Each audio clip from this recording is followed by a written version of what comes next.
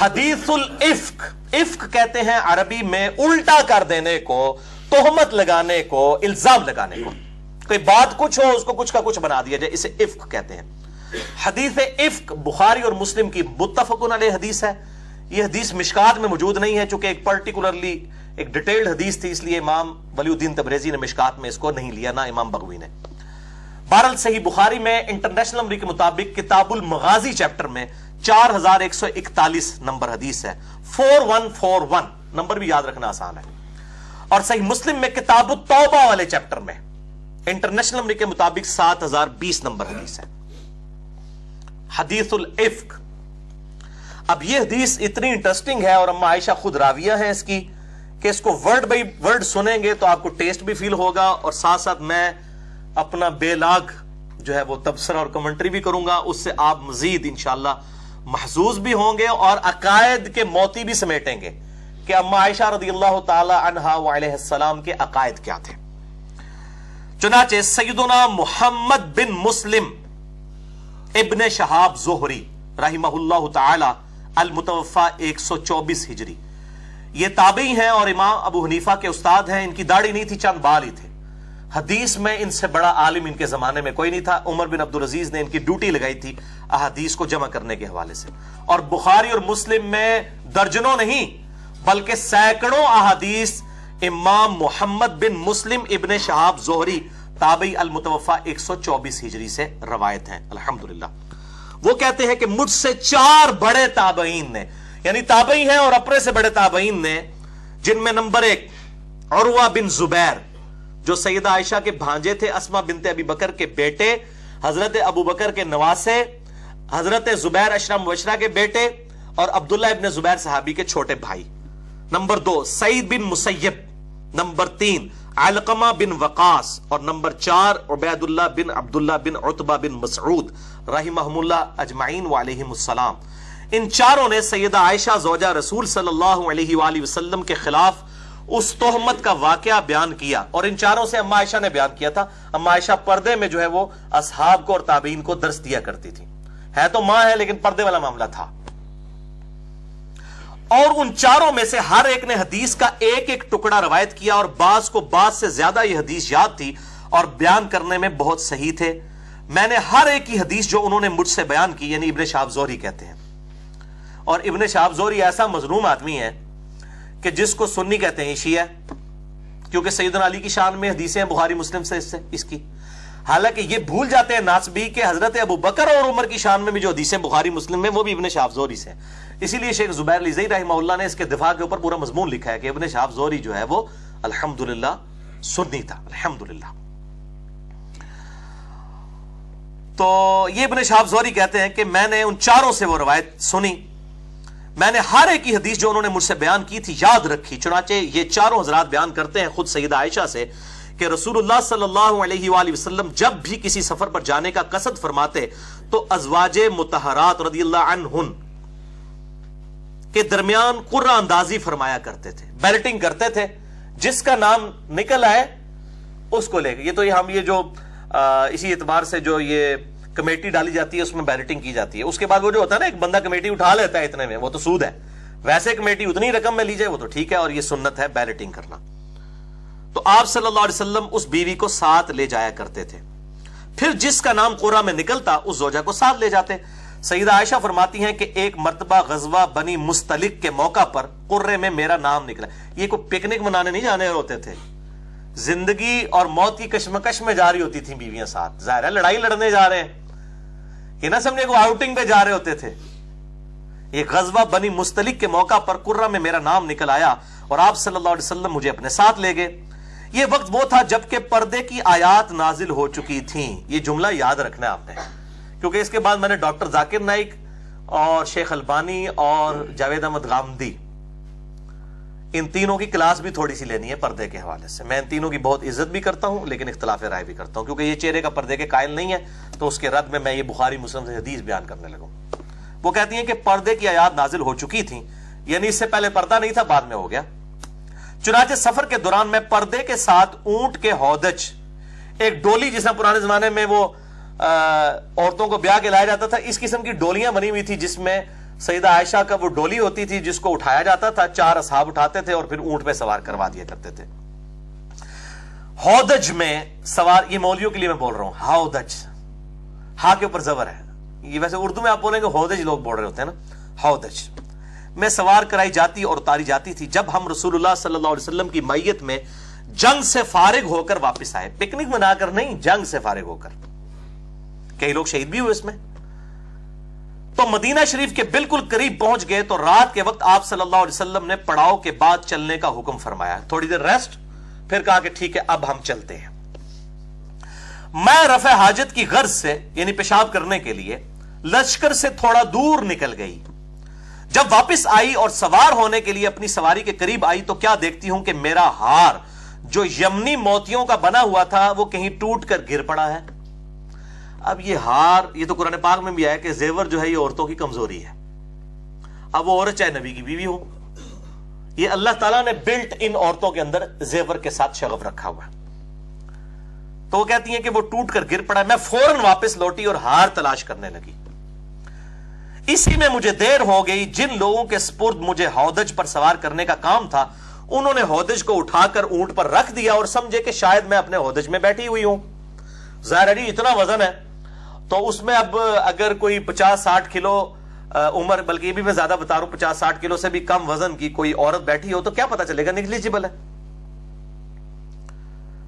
اور وہ یہ سمجھے کہ میں بیٹھی ہوں۔ اس زمانے میں عورتیں ہلکی ہوا کرتی تھی کیونکہ غذا سادی اور غیر مرغن ہوا کرتی تھی، اس لیے ہودج اٹھانے والوں کو کچھ پتہ نہ چل سکا۔ میں تو اس ہودج میں سوار ہی نہیں ہوں، دوسرا میں بہت کم سن بھی تھی، یعنی میرا وزن بھی کم تھا۔ اس کے بعد وہ سب اونٹ لے کر چل دیے۔ مجھے ہار اس وقت ملا جبکہ لشکر اپنے مقام سے روانہ ہو چکا تھا، رات کا اندھیرا، اکیلی عورت۔ میں اپنی جگہ پر بیٹھ گئی اس خیال سے کہ جب لوگوں کو میرے رہ جانے کی خبر ہوگی تو وہ ضرور تلاش کرنے کی غرض سے واپس آئیں گے۔ یہ بالکل ایسے ہی کرنا چاہیے آج کے زمانے میں بھی، اگر جہاں پر وہ ایسا معاملہ ہے تو وہیں پر رہیں تاکہ وہاں پر آگے کوئی تلاش کر سکے۔ اب تو خیر موبائل فون ہے، مسئلہ ہی حل ہو چکا ہے۔ اسی حالت میں مجھے نیند آ گئی اور میں بیٹھے بیٹھے سو گئی۔ اسی دوران سیدنا صفوان بن معطل رضی اللہ تعالی عنہ وہاں آئے۔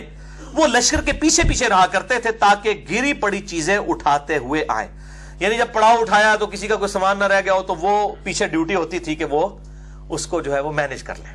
جس طرح آپ لوگ اب یہاں سے جتنے 80-100 کے قریب لوگ بیٹھے ہیں چلے جائیں گے، پیچھے ہمارے عثمان بھائی نے وہ سارے وہ کپ سمیٹنے ہیں۔ تو ویسے تو جب ڈسپوزیبل باہر ہی سٹ کے لوگ ٹوٹ جاتے سن، وہ جڑا نا جوسز او دے ڈبے بھی سٹ کے، تو وہ کہتے ہیں چلو کوئی ضروری سامان ہے تو صفوان بن معطل پیچھے رہتے تھے تو وہ اس کو چنا کرتے تھے۔ وہ صبح کے وقت جب میرے قریب پہنچے تو مجھے سوتا ہوا دیکھ کر پہچان لیا، کیونکہ پردہ کی آیات نازل ہونے سے پہلے مجھے دیکھ چکے تھے۔ سوتی ہوئی حالت میں سیدہ عائشہ کا پردہ اتر گیا ہوا، سیدنا صفوان نے پہچان لیا یہ تو اماں ہے، اور اماں کیا کمنٹری کہہ رہی ہیں کہ انہوں نے میری شکل اسی لیے دیکھ کے پہچان لیا کہ پردے کی آیات نازل ہونے سے پہلے انہوں نے میری شکل دیکھا تھا، اگر وہ نہ دیکھی ہوتی تو مجھے پہچانتے بھی نہیں عورت کون ہے۔ Point to be noted for doctor Zakir Naik, شیخ البانی، چلے وہ تو فوت ہو چکے رحمہ اللہ، اور جاوید احمد غامدی صاحب حافظہ اللہ تعالی، ساروں کے لیے۔ تو یہ پردے کا چہرہ تھا امہات المومنین۔ ہمارے لیے تو آئیڈیل وہی ہے نا، سورۃ العذاب میں آیا کہ نبی کی بیوی ہو تم عام عورتوں کی طرح نہیں ہو، اگر تم نے بے حیائی کی تمہیں دگنا عذاب دیا جائے گا، تم تو رول ماڈل ہو امت کے لیے۔ تو امت کے لیے، کیونکہ غامدی صاحب کہتے ہیں یہ ازواج کی خصوصیت تھی چہرہ ڈھانپنا، باقیوں کی نہیں ہے۔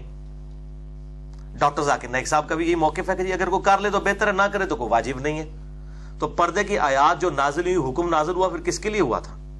مسئلہ 106 میں بھی میں نے تھوڑا بہت اشارہ کیا، انشاءاللہ مجھے موقع ملا تو میں اس کے اوپر ڈیٹیل لیکچر بھی انشاءاللہ اس حوالے سے دوں گا۔ تو صفوان بن معطل نے جب دیکھا تو اما عائشہ کہتی ہیں انہوں نے زور سے پڑھا انا للہ و انا الیہ راجعون، یعنی ایک بہت بڑی مصیبت تھی مسلمانوں کے اوپر۔ ان کی آواز سن کر میری آنکھ کھل گئی، انہوں نے اونچی آواز میں سے پڑھا کہ اما جاگ جائے، اور میں نے اپنی چادر سے فوراً اپنا چہرہ چھپا لیا، یعنی چہرہ چھپا لیا، اس میں چہرے کے الفاظ موجود ہیں۔ اچھا، اللہ کی قسم ہم دونوں نے آپس میں کوئی بات تک نہیں کی۔ آپ ذرا اس صحابی کی جو ہے عفت و عصمت کو بھی داد دیں، ورنہ وہ کہتے ہیں اما جی تسی پیچھے رہ گئے ہو, میں جناب حاضر تہاڈا غلام, ادھر تو لوگ بڑی ایفیشنسیاں جھاڑتے ہیں جناب, بے فکر وہ کچھ نہیں ہوتا, میں جناب انہیں اونٹ لے کے آیا. کوئی بات نہیں کی. اس چیز کو بھی انہوں نے سیدہ عائشہ کی عصمت اور عفت کے منافی سمجھا. وہ کہتے ہیں صرف یہ پڑھا اور میں اٹھی اور کوئی بات نہیں کی. اللہ کی قسم ہم دونوں نے آپس میں کوئی بات تک نہیں کی, اور نہ ہی میں نے ان سے سوائے انا للہ و انا الیہ راجعون کے کوئی اور بات سنی. یہ انہوں نے آپس میں کوئی خود کلامی بھی نہیں کی کہ شکر ہے یا اللہ میں نے بھیجا, آپس میں بھی کوئی بات نہیں کی, انہوں نے اپنے آپ سے بھی کوئی بات نہیں کی. صفوان رضی اللہ تعالیٰ نے اپنی سواری سے اتر کر اس کے دست و پا کو باندھنے میں مصروف ہوئے. پھر انہوں نے مجھے اس پر بیٹھنے کو کہا اور میں اس پر بیٹھ گئی, یعنی وہ جانور بدک نہ جائے, تو وہ آپ رضی اللہ تعالی عنہا اس پر سوار ہو گئی.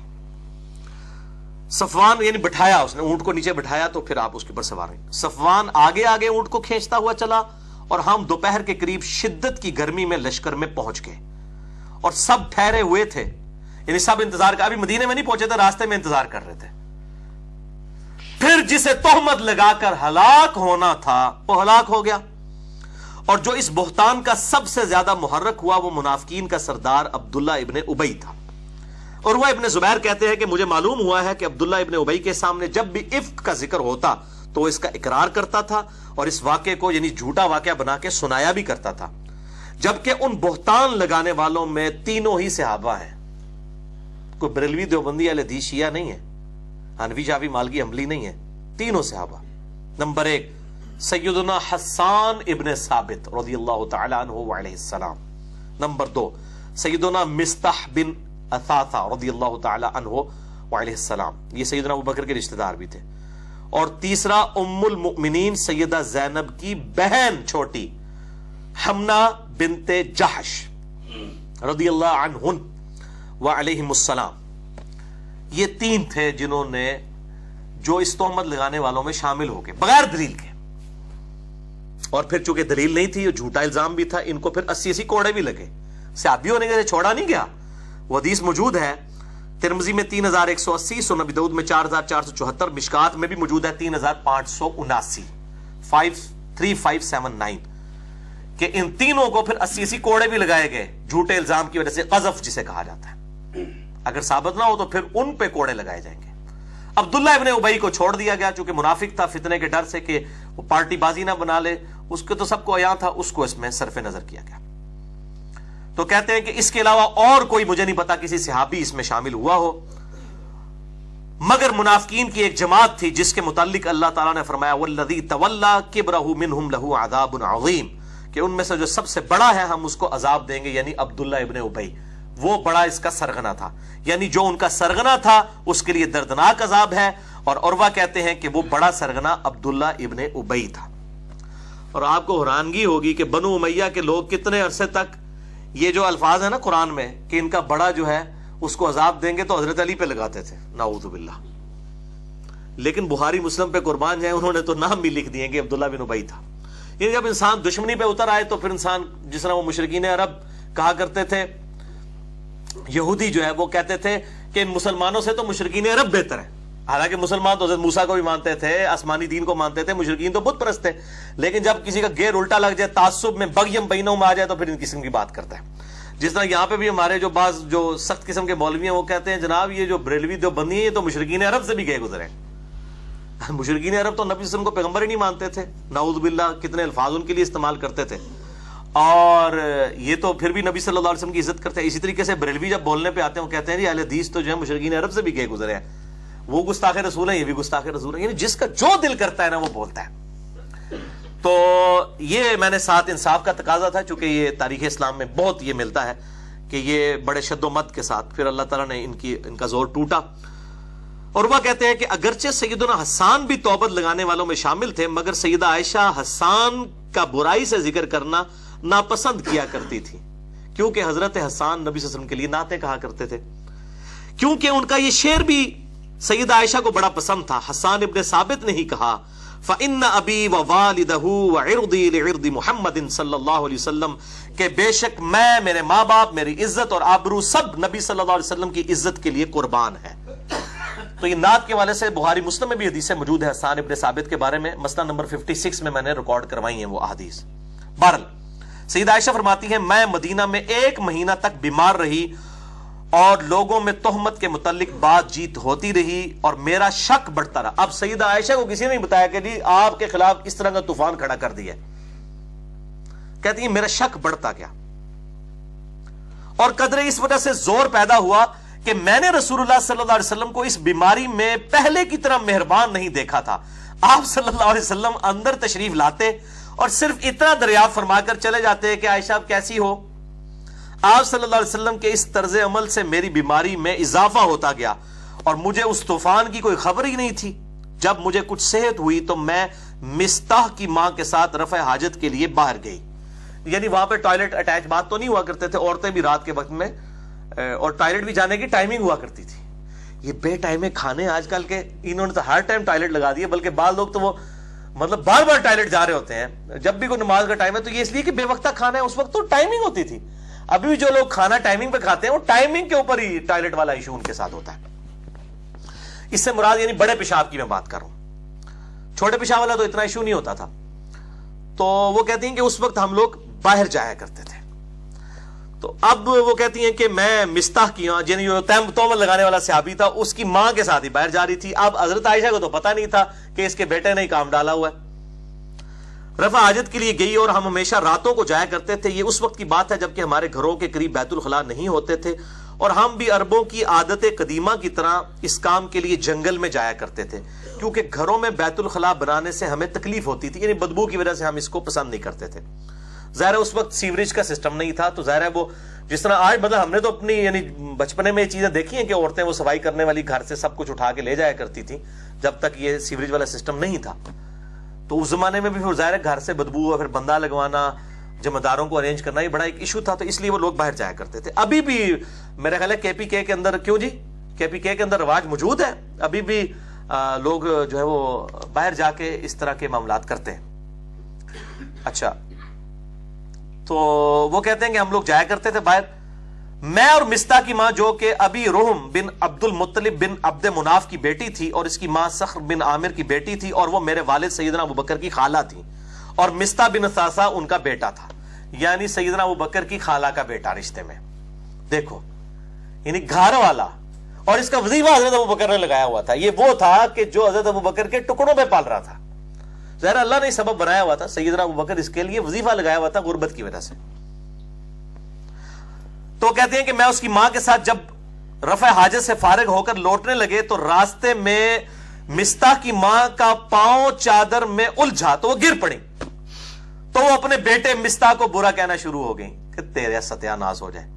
یہاں پہ بھی عورتوں کی یہ عادت ہوتی ہے نا، کوئی اس قسم کی ایمرجنسی ہوئی، کوئی کسی کو کوئی انگلی پہ لگ گئی تو وہ گری نہ، تو اس نے اپنی ماں اپنے بیٹے کو کہا تیرا بیڑا گرک ہو جائے مستح، تیرا وہ بال میرے تے پیا میں ڈگی ہے نا تیری وجہ نال، تو جڑا پٹھا کام کیتا ہے۔ یہ اصل میں تھا بیچ میں۔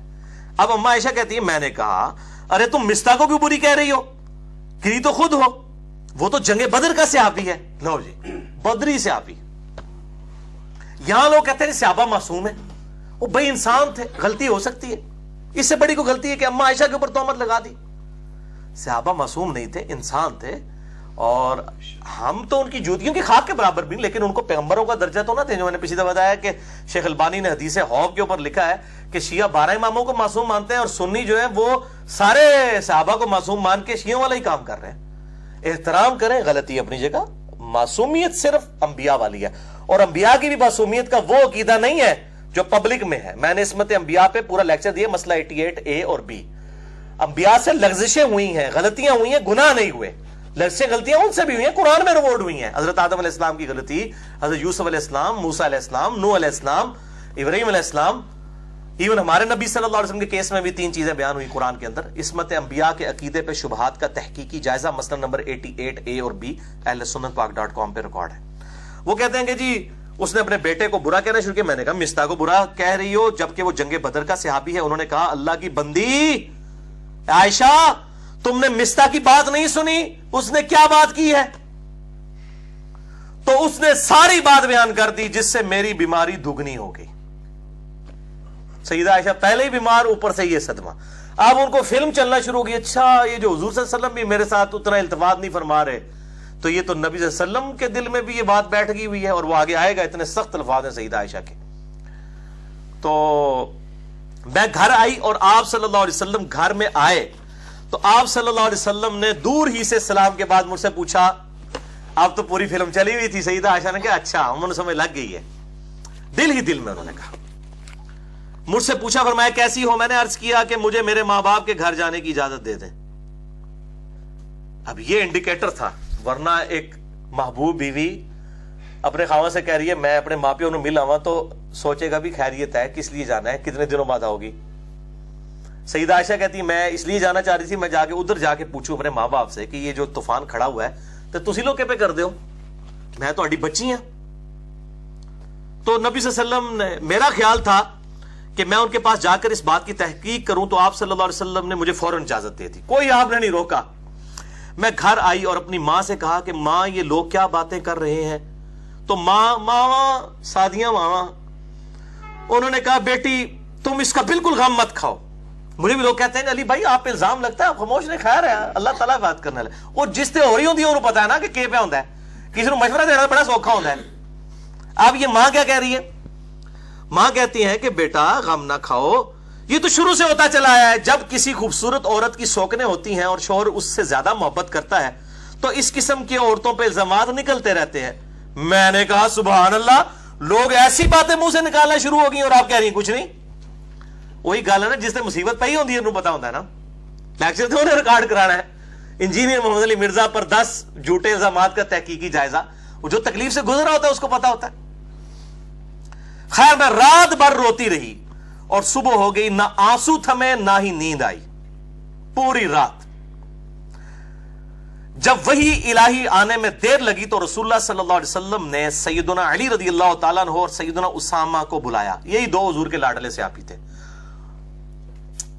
سیدنا علی بچپن سے پالا ہوا اور سیدنا جو اسامہ تھے وہ زید ابن حارثہ کے بیٹے، وہ بھی آپ کے پوتوں کی مانند تھے۔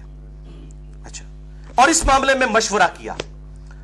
اسامہ جو ازواج مطہرات کی پاک دامنی سے واقف تھے کہنے لگے یا رسول اللہ صلی اللہ علیہ وسلم، عائشہ تو آپ صلی اللہ علیہ وسلم کی بیوی ہیں، ان کو اپنے پاس رکھیے، میں ان میں کوئی برائی نہیں دیکھتا، وہ نیک اور پاک دامن عورت ہے۔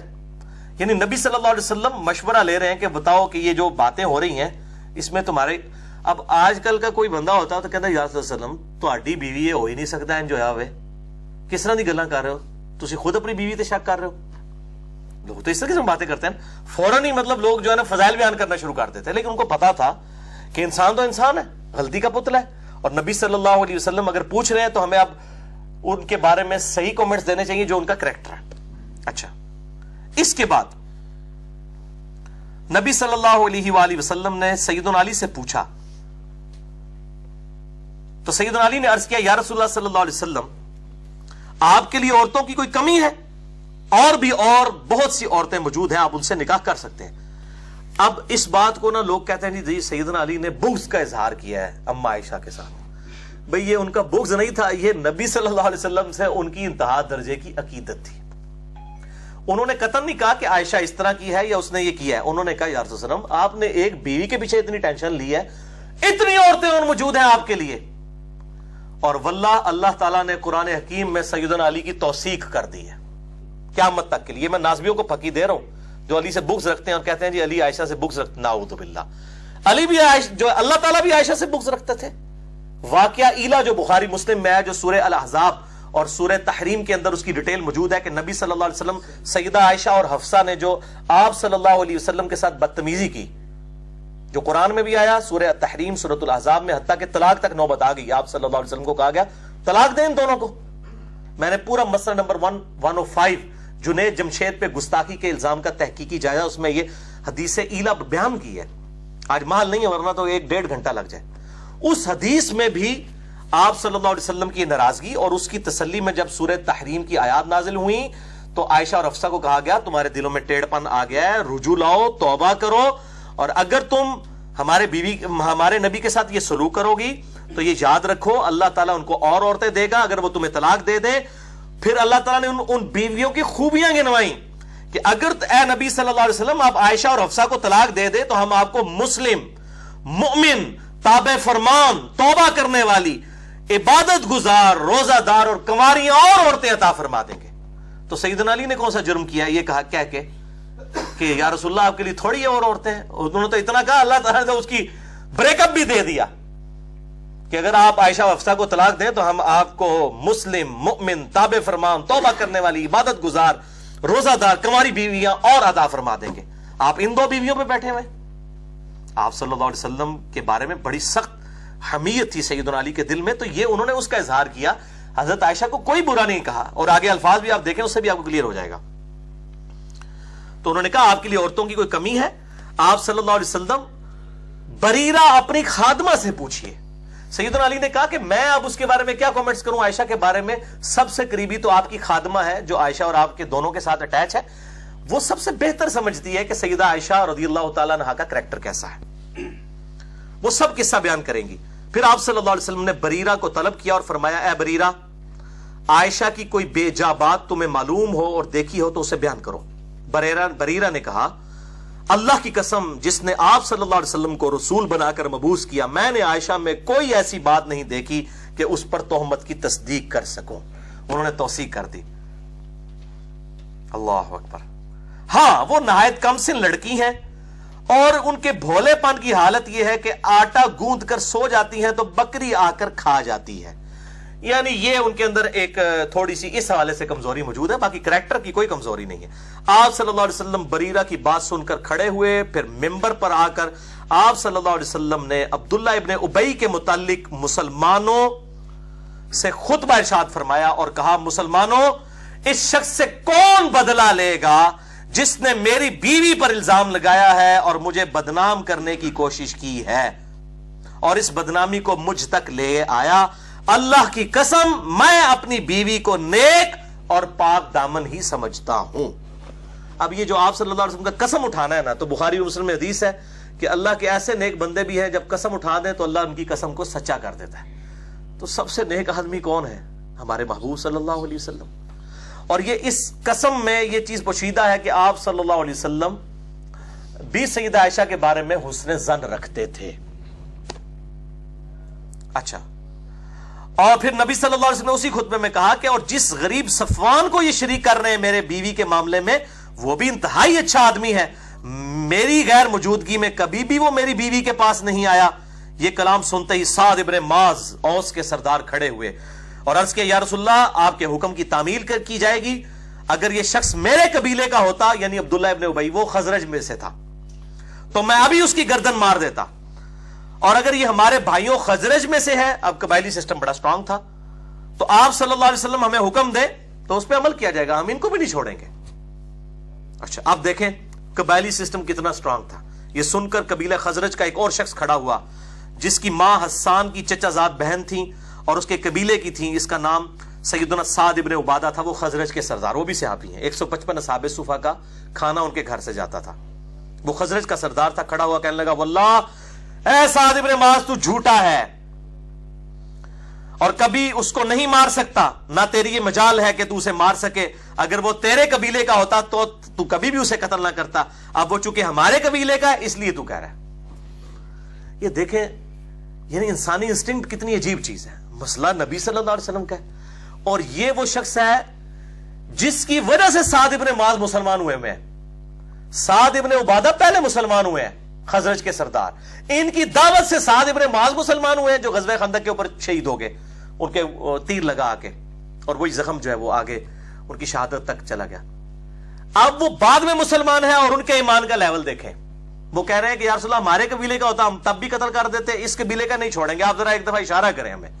और दूसरा कबीला खजरज का सरदार सहाबी है साद इब्ने उबादा, कह रहे हैं हाँ साद, इसलिए तू कह रहे, दोनों का नाम साद ही है, साद इब्ने माज और क्यों साद अली साद इब्ने माज और साद इब्ने उबादा। एक तीसरे सहाबी भी है साद, मैंने अपने बेटे का नाम भी साद रखा है, साद इब्ने अबी वकास रज़ियल्लाहु ताला अन्हुम अजमईन व अलैहिमुस्सलाम। तो वो दोनों साद है और वो दोनों इस तरह जब कर रहे हैं तो नबी सल्लल्लाहु अलैहि वसल्लम ने जब ये मामला देखा, उसी दौरान उसैद बिन हुजैर खड़े हुए, यानी औस के एक और सरदार थे जो साद इब्ने माज के चचाजाद भाई थे। وہ کہنے لگے اللہ کی قسم ہم اسے ضرور قتل کریں گے اے سعد ابن عبادہ، تو منافق ہے اور منافقوں کی حمایت کرتا ہے. حالانکہ وہ صحابی تھے. یہ تھی نبی صلی اللہ علیہ وسلم سے محبت صحابہ کی. انہوں نے کہا سعد تم منافق ہو چکا ہے، حالانکہ یہ شخص پہلے نیک تھا مگر اب اپنی قوم کی حمایت کر رہا ہے. انہوں نے کہا تو ہے بندہ نیک صاحب پر ہون تیری قوم آگے آ گئی ہے. اور یہی ہوا آپ کی وفات کے بعد، یعنی وہ بنو امیہ اور بنو ہاشم کی وہ چیزیں سامنے آ گئیں جس کی وجہ سے سیدنا علی کی خلافت ماننے سے ان لوگوں نے انکار کیا. وہی قبائلی تعصب اتنا زیادہ تھا. یہ تو آپ صلی اللہ علیہ وسلم کی نبوت کی برکت تھی کہ وہ دب گیا. حالانکہ یہ شخص پہلے نیک تھا مگر اپنی قوم کی حمایت کر رہا تھا. اس گفتگو کے بعد اوس اور خزرج دونوں قبیلوں کے لوگ کھڑے ہوئے اور لڑنے پر مستعد نظر آئے. دو اور کھلو گے ان کے تک لینے تو انہوں ایسی تیسی، اور نبی صلی اللہ علیہ وسلم سامنے موجود ہیں. اچھا، اور رسول اللہ صلی اللہ علیہ وسلم ممبر سے ان کو خاموش کرواتے رہے، آخر وہ خاموش ہو گئے. اب یہ آپ صلی اللہ علیہ وسلم کا معجزہ تھا، ورنہ اس قبائلی سسٹم میں آپ امیجن بھی نہیں کر سکتے. اس ٹائم ایسی ان کی کیفیت دماغ کی ہو جاتی تھی قبیلوں کی کہ وہ کسی کی نہیں سنتے تھے. تو بہرحال آپ صلی اللہ علیہ وسلم کی بات سنی اور بیٹھ گئے. اب ظاہر اب آگے کیا آپ سے بات کرتے، معاملات بگڑ جانے تھے. آپ صلی اللہ علیہ وسلم ممبر سے اتر آئے. سیدہ عائشہ فرماتی ہیں کہ میں تمام دن رات روتی رہی، نہ آنسو تھمتے تھے نہ نیند آتی تھی، اور میرے ماں باپ بھی کبیدہ خاطر تھے. میں 2 دن تک برابر روتی رہی، نہ آنسو تھمے اور نہ نیند آئی. 48 گھنٹے اندازہ کریں. اور میں سمجھنے لگی کہ اب تو میرا کلیجہ پھٹ جائے گا. ماں باپ میرے پاس موجود تھے. اتنے میں انصار کی ایک اور عورت اجازت لے کر میرے پاس آئی اور وہ بھی رونے لگی. یعنی وہ عورتیں بھی آپ کو پتہ کٹھی ہو جاتی ہیں، پھر بڑا افسوس ہے جناب جو کچھ ہوا ہے تھوڑے نال. تو وہ بھی آ کے رونا شروع کر دیا. یہاں تو عورتوں کی حالت ہے 40 دن بعد بھی آ کے تو رونا شروع کر دیتی ہیں گھر والوں کو. وہ بھی رونے لگ پڑی. اچھا، مجھے اس کا نام معلوم نہ ہو سکا. آخر نبی صلی اللہ علیہ وسلم بھی میرے گھر تشریف، یعنی میں کہ خود آپ صلی اللہ علیہ وسلم ابوبکر کے گھر تشریف لائے. سلام کے بعد میرے پاس بیٹھ گئے، ورنہ ابھی تک اس دن سے پہلے 1 مہینے تک آپ میرے پاس بیٹھے بھی نہیں تھے. آپ صلی اللہ علیہ وسلم کے دل میں اس حوالے سے اتنا قلق تھا. اس دن آ کے پاس بیٹھے. تہمت کے بعد 1 مہینے تک آپ صلی اللہ علیہ وسلم ٹھہرے رہے. میرے بارے میں کوئی وحی آپ پر نازل نہیں ہوئی. آپ صلی اللہ علیہ وسلم میرے پاس بیٹھ گئے، کلمہ شہادت پڑھا اور اس کے بعد فرمایا اے عائشہ، مجھے تمہاری نسبت اس قسم کی خبر ملی ہے. اگر تم بے گناہ ہو تو اللہ عنقریب تمہاری پاک دامنی ظاہر فرما دے گا، اور اگر تم سے کوئی گناہ ہوا ہے تو اللہ سے توبہ کرو اور مغفرت چاہو، اس لیے کہ بندہ اگر اپنے گناہ سے توبہ کا اقرار کر لے تو اللہ تعالیٰ بخش دیتا ہے. سیدہ عائشہ کو تو آگ لگ گئی بات سن کے. جس نے میرے بھائیو، جب کسی بندے نے کوئی کام نہیں کیا ہوتا اور اس کو یہ بات کہی جائے، چاہے آپشن کے طور پہ بھی کی جائے، منو مشورہ دینے علی بھائی خیر ہے، الزام ہے، خاموش رہے. اب دیکھیں سیدہ عائشہ کہ آپ اس پہ کیا حالت ہوئی. کہنے والا کون ہے؟ نبی صلی اللہ علیہ وسلم. خاوند بھی ہیں، پیغمبر بھی ہیں، اور سیدہ عائشہ ہیں دوسری طرف، بیوی بھی ہیں ایک نبی کی، بہترین عورت بھی ہیں. لیکن الزام میرے بھائیوں برداشت نہیں ہوتا، کلیریفیکیشن دینی پڑتی ہے. اچھا، تو توبہ کر لو. آپ صلی اللہ علیہ وسلم جب اپنی بات ختم کر چکے تو میرے آنسو فوراً بند ہو گئے. یعنی اب وہ غم کی بجائے غصہ آ گیا سیدہ عائشہ کو. مشکلیں اتنی پڑی کہ آسان ہو گئیں. انہوں نے دماغ اور پاس سے ٹر پے کہ یہ مجھے کہہ رہے ہیں توبہ کر لے کے تجھے کو گناہ ہوا ہے. اندازہ کرو میرا خاوند مجھ سے یہ بات کر رہا ہے. ایک قطرہ بھی نہ رہا. میں نے اپنے باپ ابوبکر سے کہا کہ رسول اللہ کی بات کا جواب دو. غصہ دیکھیں، یعنی احترام اس جگہ پہ کہ اس سے یہ بھی بات پتا چلا کہ اگر بیوی کے ماں باپ بیٹھے ہیں تو بیوی کو اپنے خاوند کو جواب نہیں دینا چاہیے اگر کوئی بات بری لگے. تو سیدنا ابوبکر سے کہا سیدہ عائشہ نے کہ میرے باپ ہیں آپ، میرا خاوند میرے بارے میں یہ بات کر رہا ہے، آپ اس کو جواب دیں، ان کو جواب دیجئے. اچھا آپ سنیں. میرے والد ابوبکر نے کہا اللہ کی قسم مجھے کچھ سمجھ نہیں آ رہا کہ میں کیا جواب دوں. انہوں نے تسلی نہیں دی، بیٹا خیر ہے، لیکن گالتے ہوتی ہے نا جس دے ہوتے الزام لگے ہوا ہے. اچھا پھر میں نے اپنی ماں سے کہا کہ آپ صلی اللہ علیہ وسلم کو آپ جواب دیجئے، مگر انہوں نے بھی مجھے یہی جواب دیا کہ بیٹا مجھے کچھ سمجھ نہیں آ رہی کہ میں نبی صلی اللہ علیہ وسلم کو کیا جواب دوں. وہی احترام کے دائرے میں خاموش. اب سنیں بات ختم نہیں ہوئی ہے، علیحدہ ڈراپ سین آنا ہے. جب میں نے اپنے ماں باپ کو عاجز دیکھا تو میں نے خود رسول اللہ کو جواب دینا شروع کر دیا. اب آپ ذرا جواب سنیں، جواب آپ سنیں گے آپ حیران ہو جائیں گے. اللہ اکبر. خود رسول اللہ صلی اللہ علیہ وسلم کو جواب دینا شروع کر دیا. حالانکہ میں اس وقت عمر میں بھی کم تھی، قرآن بھی بہت کم جانتی تھی. میں نے کہا اللہ کی قسم آپ صلی اللہ علیہ وسلم نے اس بات کو سنا اور وہ بات آپ کے دل میں جم گئی ہے، یعنی میرے بارے میں یہ غلط تہمت والی بات آپ کے دل میں جم گئی ہے اور میری طرف سے آپ کے دل میں شبہ پیدا ہو گیا ہے. اب اگر میں اپنی بے گناہی بھی بیان کروں تو آپ صلی اللہ علیہ وسلم کبھی بھی مجھے سچا نہیں مانیں گے، کیونکہ آپ کے دل میں بات بیٹھ گئی کہ عائشہ نے یہ کیا ہے. اندازہ کریں. ہاں اگر میں اپنے گناہ کا اقرار کر لوں کہ واقعی میں نے یہ کیا ہے اور حالانکہ حقیقت میں نے نہیں کیا تو آپ ضرور مان لیں گے. یعنی اگر میں یہ جھوٹی موٹی بھی کہہ دوں نا کہ یا رسول اللہ میں توبہ کر رہی ہے، میں کیتا ہے، تو تجھے کہو کہ ہاں اے ہوں ٹھیک ہے. اس سے یہ بات پتہ چلا کہ حضرت عائشہ کے دماغ میں بھی کہیں نہیں تھا کہ نبی صلی اللہ علیہ وسلم کو علم غیب ہے. یہ باتیں علم غیب والے کے ساتھ کی جاتی ہیں. یہ میں بریلویوں کو توبہ کی طرف دعوت دیتا ہوں کہ علم غیب والا جو مسئلہ ہے وہ اس طرح ہے نہیں ہے، وہ اللہ کے بتانے پر محمول ہوتا ہے. مسئلہ نمبر 6A اور 6B ریکارڈڈ میرا موجود ہے ahlsunnatpak.com پہ. ورنہ اس لیول کی گفتگو میں کہتا ہوں یہ کسی کو یہ گفتگو حضرت عائشہ کے بغیر بتائی جائے نا، لا الہ الا اللہ محمد رسول اللہ، تمام بریلوی اس کو کافر اور گستاخ رسول کہیں گے جس نے یہ جملے بولے ہیں حضور کے بارے میں، علم غیب دا منکر گستاخ رسول. اور وہ کون ہے؟ سیدہ عائشہ. ان کے عقیدہ جو انہوں نے پروپیگیٹ کیا ہوا ہے پبلک کے اندر، نعوذ باللہ من ذالک. اچھا پھر کہنے لگی کہ میں نے کہا کہ اللہ گواہ ہے کہ اب میری اور آپ کی وہی حالت ہے جو یوسف کے والد کی تھی. پھر میں نے قرآن کی وہ آیت سورہ یوسف کی پڑھی، فصبر جمیل واللہ المستعان علی ما تصفون. میں صبر کروں گی. جو حضرت یعقوب علیہ السلام کو جب ان کے قریبی رشتہ دار سمجھاتے تھے نا کہ یوسف کو نہ یاد کریں نہ یاد کریں، آپ کو ویسے ہی وہم ہو گیا ہے، وہ کہتے ہیں مجھے یوسف کی خوشبو آتی ہے، تو انہوں نے کیا کہا؟ یہی پڑھا فصبر جمیل واللہ المستعان علی ما تصفون. میں صبر کروں گا جو کچھ یوسف کے بھائیوں نے کیا، اللہ سے مدد مانگوں گا. یہ کہہ کر میں نے اپنا منہ گھما لیا اور بستر پر خاموشی سے لیٹ گئی حضور سے کو کنڈ کر کے. اتنا غصہ یہ بات کر کے اس کے بعد کہتی میں نے دوسری طرف منہ کر لیا، کیونکہ مجھے یقین تھا کہ اللہ خوب جانتا ہے کہ میں گناہ ہوں. اور اگر بریلوی ہوتی تو وہ بھی عقیدہ ہوتا وہ والا جو معاملہ انہوں نے مشہور کیا ہوا ہے. اور میری گناہ بے گناہی کو اللہ ظاہر کر دے گا، مگر مجھے یہ خیال بھی نہ تھا کہ میرے معاملے میں قرآن کی آیات نازل ہو جائیں گی. اللہ اکبر. سورۃ النور آیت نمبر 11 سے لے کر 26 تک 16 آیات. اللہ. اچھا انہوں نے کہا کہ مجھے یقین تھا کہ اب ہو جائے گا. کیوں؟ اب اس سے بڑی کیا تکلیف تھی کہ خاوند کہہ رہا کہ توبہ کر لے اگر ہو گیا، کیونکہ یہ قرآن کی آیت ہے ان مع العسر یسرا ان مع العسر یسرا. ہر مصیبت کے بعد آسانی ہے، ہر مشکل کے بعد آسانی ہے. انہوں نے کہا اس سے بڑی تو کوئی مشکل آ ہی نہیں سکتی تھی کہ میرا خاوند مجھ پہ شک کرے.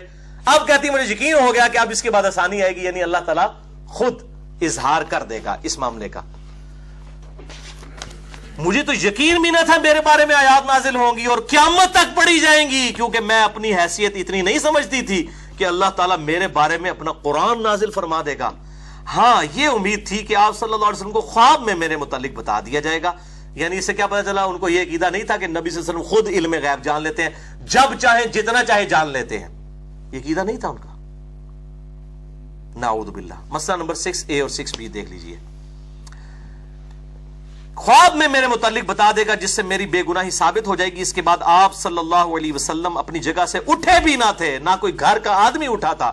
اسی وقت یہ جب وہ باتیں کر کے ہٹی، آپ صلی اللہ علیہ وسلم پر وحی کی کیفیت طاری ہوئی جیسا کہ وحی کے وقت ہوا کرتا تھا، اور اس کلام کی سختی کی وجہ سے، اس کے وزن کی وجہ سے آپ صلی اللہ علیہ وسلم پر سردی کے ایام میں بھی جسم مبارک پر پسینہ ٹپکنا شروع ہو جاتا تھا. وَلَوْ أَنزَلْنَا هَذَا الْقُرْآنَ عَلَى جَبَلٍ لَرَأَيْتَهُ. اگر ہم یہ قرآن کسی پہاڑ پر بھی نازل کر دیتے تم دیکھتے خاشعا متصدعا من خشیت اللہ، کہ وہ پھٹ جاتا اللہ کے جو ہے اس روب کی وجہ سے. تو نبی صلی اللہ علیہ وسلم پہ سخت سردیوں میں بھی جب یہ قرآن دل پہ نازل ہوتا تھا تو پسینہ چھوٹ جاتا تھا اور منہ سے خراٹے کی آواز آنا شروع ہو جاتی تھی، جس کو ہم کہتے ہیں سپر ایفیشنسی آف مائنڈ. اس حالت میں آپ صلی اللہ علیہ وسلم چلے جاتے تھے. جب وحی کی حالت گزر چکی تو آپ صلی اللہ علیہ وسلم نے تبسم فرمایا اور سب سے پہلے یہ بات ارشاد فرمائی، عائشہ اللہ نے تمہاری پاک دامنی بیان فرما دی ہے. میری ماں نے ماں ٹھنڈیاں چھاواں، میری ماں نے فوراً کہا عائشہ اٹھو، فوراً آپ صلی اللہ علیہ وسلم کا شکریہ ادا کرو. ماما بیچاری بولیاں. میں نے کہا اللہ کی قسم میں رسول اللہ کا شکریہ ادا نہیں کروں گی، بلکہ میں اپنے رب کا شکر ادا کروں گی جس نے میری برات کا اعلان کیا. آپ تو تھوڑی دیر پہلے تک میرے پہ شک کر رہے تھے، میں آپ صلی اللہ علیہ وسلم کا شکر کیوں ادا کروں؟ یہ اس کی ٹرانسلیشن ہو رہی ہے، سیم الفاظ ہے، پورا سن چکے ہیں. میں اللہ کا شکر ادا کروں گی جس نے میرے خاوند کا دل میرے بارے میں صاف کیا، آیات نازل کی. اچھا نبی صلی اللہ علیہ وسلم بیٹھے تھے، انہوں نے نہیں کہا تو گستاخی کر دیتی ہے، پوائنٹ ٹو بی نوٹڈ، ورنہ تو کہنا چاہیے تھا نا. ویسے آج کل کے مولوی ہو تو وہ فوراً 302 جا کے وہ کون سی ہے جی وہ 295 لگوا دیتے سیدہ عائشہ کے اوپر، نعوذ باللہ من ذالک. بالکل ان منوسوں کا تو یہ عقیدہ ہے کہ گستاخ رسول کی توبہ بھی قبول نہیں ہے. یہ ابن تیمیہ نے جو ٹیکہ لگا دیا نا کہ جی گستاخ رسول کی توبہ ہی نہیں ہے، چاہے وہ توبہ کر بھی لے. مشرک کی توبہ ہے اگر توبہ کر لے، گستاخ رسول کی نہیں ہے. یہ ٹیکہ ایسا لگا ہے بریلوی، دیوبندی، اہل حدیث، شیعہ چاروں نے یہ ٹیکہ لگوا کے اپنا دماغ خراب کر لیا. میں نے ان کے رد پہ مثلا نمبر 49 ریکارڈ کروایا گستاخ رسول کی سزا اور گستاخانہ فلم اور کارٹون کے اوپر. یہ کس منطق سے آپ نے نکالا ہے کہ گستاخ رسول کی توبہ نہیں ہے؟ توبہ تو بھائی موت کے غرغرے سے پہلے جامعہ ترمذی میں حدیث ہے کہ توبہ قبول ہے. شرک سے بڑا کون گستاخ ہو سکتا ہے؟ شرک اللہ کی گستاخی ہے، وہ بھی توبہ قبول ہے. گستاخ رسول اگر کسی سے ہو بھی جائے قبول ہے اگر وہ توبہ کر لیتا ہے. وہ پاکستانی گستاخی نا، وہ پاکستان میں تو ہر چیز گستاخی. میں جو کچھ حضرت عائشہ کا کریکٹر بتا رہا ہوں نا، پاکستان کے کیس میں اس میں درجنوں گستاخیاں پاکستان کے علماء بریلوی، دیوبندی، اہل حدیث، شیعہ اپنا جو انہوں نے فارمولہ گستاخی رسول کا بنایا وہ لگا دیں گے. اب دیکھیں، اندازہ کریں. وہ کہتی ہیں میں اللہ کی قسم نبی صلی اللہ علیہ وسلم کا شکر نہیں ادا کروں گی بلکہ میں اللہ کا شکر ادا کروں گی. اور اللہ تعالیٰ نے یہ 10 آیات ان الذین جاؤوا بالافک عصبۃ منکم سے لے کے وان اللہ رؤوف الرحیم، یہ 10 تو پرٹیکولر آپ کی برات میں تھی، اور اگلی 6 آیات میں سیدنا ابوبکر نے جو وظیفہ بند کیا تھا وہ ابوبکر کو بھی کہا گیا تم اللہ کے لیے وظیفہ دے رہے ہو، وظیفہ دوبارہ سے سٹارٹ کرو. اندازہ کریں، میرے رب نے میری بے گناہی ظاہر فرما دی. سیدنا ابوبکر جو رشتہ دار کی غربت کی وجہ سے مستح کی کچھ مالی مدد کیا کرتے تھے، انہوں نے مستح کے متعلق یہ سوچا ہی تھا کہ آئندہ میں اسے کوئی مال نہیں دوں گا کیونکہ اس نے عائشہ کو بدنام کیا. چنانچہ اللہ تعالیٰ نے اس کے بارے میں بھی نازل فرما دیا وَلَا يَأْتَلِ أُولُو الْفَضْلِ مِنْكُمْ، جو تم میں جن کو اللہ نے مال دیا ہے وہ اپنی رشتہ داریوں کی وجہ سے نا، دیکھیں ذرا کس لیول کی بات ہو رہی ہے. جناب یہاں جنید جمشید صاحب کی کوٹر لگا رہے ہیں، ادھر جو بیچارہ معافیا مانگ رہا ہے کہتے ہیں توبہ قبول نہیں ہے. اور جب نبی صلی اللہ علیہ وسلم کی بیوی کے ساتھ یہ معاملات ہوئے ہیں اور ابو بکر نے رضی اللہ تعالیٰ عنہ نے وظیفہ بند کر دیا ہے جس نے عائشہ پہ ان کی زندگی میں، رسول کی زندگی میں توبہ لگائی ہے، اور اللہ تعالیٰ کہہ رہا ہے ابو بکر وظیفہ کیوں بند کیا ہے؟ ادھر مولوی کہہ رہے نہیں آپ کی توبہ قبول نہیں ہے، جنید جمشید صاحب آپ کو چھوڑیں گے نہیں ہم. جنید جمشید تو عشر شیر بھی نہیں ہے. میں نے تو خیر 105 میں ریکارڈ کرا دیا کہ اصل گستاخ کون ہے، ساروں کے بابوں کو میں نے بتایا. اور یہاں پہ مستح کا وظیفہ جب بند کیا حضرت عائشہ پہ تہمت کیا سے اللہ تعالیٰ نے بجائے مستح کے ابو بکر کو کہا کہ تو اللہ کے لیے وظیفہ دے رہا تھا، تو نے کیوں وظیفہ بند کیا؟ تو نے تو اللہ سے اجر لینا ہے. یہ آیات نازل ہوئی. اس کے بعد ابو بکر کہنے لگے میں خوش ہوں کہ اللہ مجھے بخشے. اس میں اللہ نے کہا تھا آیات میں کہ کیا تم نہیں چاہتے کہ اللہ تمہیں بخشے، تو تم اللہ کے دیے میں سے کیوں وظیفہ روکتے ہو؟ اللہ اکبر، یہ ہے للہیت. تو حضرت ابوبکر کہتے ہیں میں خوش ہوں کہ اللہ مجھے بخشے، میں مستح کو وہی کچھ دیا کروں گا جو پہلے دیا کرتا تھا، واللہ میں اس کو مال دینا بند نہیں کروں گا. سیدہ عائشہ فرماتی ہیں آپ صلی اللہ علیہ وسلم نے تہمت کے ایام میں ام المومنین زینب سے جو میری سوکن تھیں میرا حال دریافت کیا، کیونکہ ام المومنین زینب کی بہن جو حمنہ بنت جہش تھی نا وہ بھی اس میں شامل تھی تہمت لگانے والوں میں، حسان ابن ثابت اور مستح کے ساتھ، ان تینوں کو کوڑے بھی لگائے گئے. تو ان سے جب پوچھا کہ تم عائشہ کو کیسے جانتی ہو تو کیسا پایا، تو انہوں نے عرض کیا یا رسول اللہ میں اپنے کان اور اپنی آنکھوں کو محفوظ رکھتی ہوں، واللہ میں نے عائشہ کو نیکی اور بہتر کے علاوہ کسی اور حالت میں نہیں دیکھا. آپ صلی اللہ علیہ وسلم کی ازواج میں زینب میرے برابر کی تھی، یعنی سیدہ عائشہ کہتی ہیں کہ یعنی آپ صلی اللہ علیہ وسلم کی توجہ کے اعتبار سے سیدہ زینب میرے برابر کی تھی. اور ان کے بارے میں حدیث ہے کہ سب سے پہلے صحیح بخاری میں بھی آتا ہے، مسلم میں، کہ میرے مرنے کے بعد سب سے پہلے میری وہ بیوی مجھے آ کے ملے گی جس کے ہاتھ سب سے لمبے ہیں، یعنی اس کی یہ کوالٹی ہے. تو سیدہ عائشہ کہتی ہے ہم ساری بیویاں آپس میں ہاتھ لمبائی کیا کرتی تھی، تو سیدہ زینب سب سے پہلے فوت ہوئی. تو ہمیں پتہ چلا اچھا یہ ہاتھ لمبے سے مراد ہے اللہ کی راہ میں خرچ کرنے والی. حضرت زینب سے بڑھ کر حضور کی کوئی بیوی انفاق فی سبیل اللہ نہیں کرتی تھی، یہ اتنی لاڈلی بیوی تھی سیدہ زینب. تو عائشہ کہتی ہیں کہ سیدہ زینب کی اگرچہ بہن تھی الزام لگانے والوں میں، لیکن انہوں نے اپنی بہن کا ساتھ نہیں دیا. حالانکہ عورتیں تو آپ کو پتہ ہے انہوں نے میرے بارے میں حق بات کہی. اور حضرت عائشہ کہتی ہیں کہ ازواج میں سے اگر میرے مقابلے کی کوئی عورت تھی نا نبی صلی اللہ علیہ وسلم کی نگاہوں میں تو وہ زینب تھی. اللہ نے ان کی نیکی کی وجہ سے ان کو محفوظ رکھا, مگر ان کی بہن حمنہ نے لڑائی شروع کر دی اور وہ بھی تہمت لگانے والوں کے ساتھ ہلاک ہو گئی, یعنی ان پہ بھی قذف کے 80 کوڑے لگائے گئے. سیدہ عائشہ کہتی ہیں واللہ جس شخص کے متعلق مجھ پر بہتان لگایا گیا یعنی صفوان بن معطل, وہ ان باتوں کو سن کر تعجب کیا کرتا تھا اور سبحان اللہ کہا کرتا تھا. اللہ کی قسم, وہ کہا کرتا تھا کہ اللہ کی قسم, اس اللہ کی قسم جس کے قبضے قدرت میں میری جان ہے, میں نے تو کبھی کسی بھی عورت کو ایسے تعلق کے ساتھ ہاتھ تک نہیں لگایا. یعنی وہ کنوارا تھا. وہ کہتا ہے عائشہ کیا میں نے تو کسی عورت کو ہاتھ نہیں لگایا. اور عائشہ فرماتی ہیں اس کے بعد وہ کنواری حالت میں ہی اللہ کی راہ میں شہید بھی ہو گئے. یہ بھی حضرت عائشہ پر اللہ کی کرامت ہوئی کہ جس مرد کے ساتھ ان کو نعوذ باللہ جوڑا گیا اس حوالے سے, صفوان بن معطل, اللہ تعالیٰ نے اس کی قسمت میں کوئی عورت رکھی نہیں. یعنی وہ والا معاملہ ایسا کیا کہ وہ عورت, وہ مرد جو ہے وہ کنواری حالت میں ہی شہید ہو گیا اللہ تعالیٰ کی راہ میں. الحمدللہ اس کے اوپر یہ حدیث عفت جو ہے وہ مکمل ہوئی. اب رہا ان آیات کا معاملہ, وہ انشاءاللہ اگلی دفعہ جلدی میں 10-15 منٹ میں کور ہو جائیں گی, تو وہ پورا اس کا بلو پرنٹ آپ کو سمجھ آ گیا ہے. اللہ تعالیٰ سے دعا ہے جو حق بات میں نے کہی اللہ تعالیٰ ہمارے دلوں میں راسخ فرمائے. اگر جذبات میں میرے منہ سے کوئی غلط بات نکل گئی تو اللہ تعالیٰ ہمارے دلوں سے معاف کر دے. ہمیں کتاب و سنت کی تعلیمات پر عمل کر کے دوسرے بھائیوں تک پہنچانے کی توفیق عطا فرمائے. سبحانک اللہم و بحمدک اشہد ان لا الہ الا انت استغفرک و اتوب الیک وما علینا الا البلاغ المبین. جزاکم اللہ خیرا. میں بندہ یاسی خطا کار ہوں مولا, لیکن تیری رحمت کا طلبگار ہوں مولا. وابستہ ہے امید میری تیرے کرم سے, وابستہ ہے امید میری تیرے کرم سے. تیرا فقط تیرا پرستار ہوں